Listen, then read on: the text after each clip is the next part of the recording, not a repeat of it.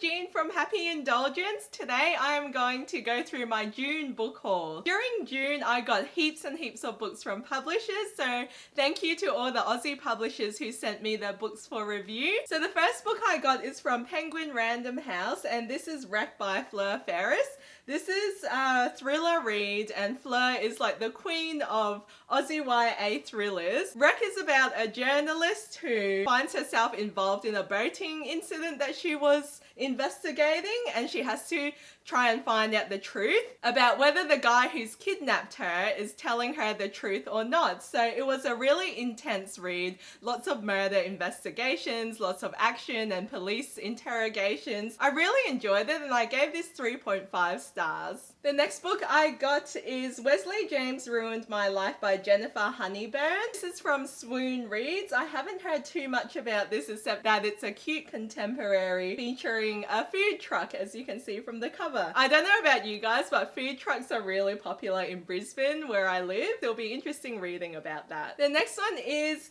Tell It to the Moon by Siobhan Kerham. And this is the sequel to The Moonlight Dreamers. I haven't read the first one before. I'm not sure about what this one is about. Basically, on the back it says it's a celebration of friendship and finding your place in the world. So that's a really beautiful sentiment. And this is from Walker Books Australia. The next book I got, and I got a bit of swag with it too, is Trust by Kylie Scott.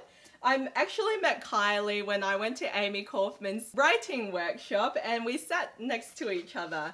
I discovered that she's a New York Times bestselling author for romance novels, and Trust is her first YA novel, so she's signed this for me. I can't wait to read this one because it's about an overweight girl who finds herself in a hold-up in a shop, and then she finds herself tied up in a boy that saves her from that hostage situations when she changes public schools. I'm really looking forward to this one because I've heard some really good things from some trusted bloggers. The next one I got for review is Ida by Alison Evans, and this is from Echo Publishing. I really enjoyed Ida. It contains 3 gender fluid characters and it's about time traveling and parallel universes. I gave it 4 stars and it's an Aussie YA and own voices read that I found really inspiring and really important to read about. The next one I received is Break Me Like a Promise by Tiffany Schmidt. I have not read the first one. The first one is Hold Me Like a Breath, and this is from Bloomsbury, Australia.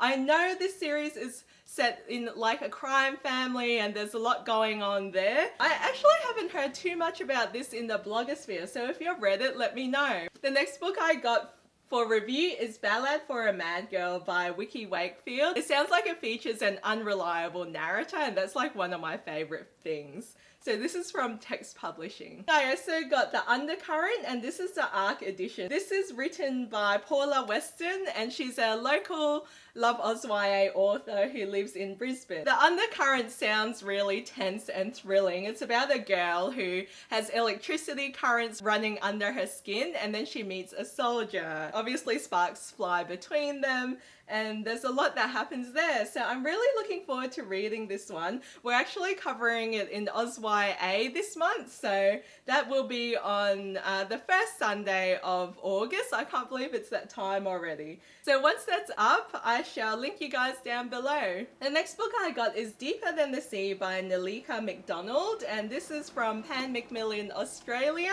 I haven't heard of this one before I received it in the mail. It sounds like it's a very deeply affecting story about maternal love, and yeah, obviously it's also set in a small coastal town in Australia. I also got Vigil and Corpse Light by Angela Slatter, and I'm actually part of the blog tour that's happening next week, so I'm really looking forward to telling you guys what I think about this book because it's actually set in Brisbane, which is my hometown.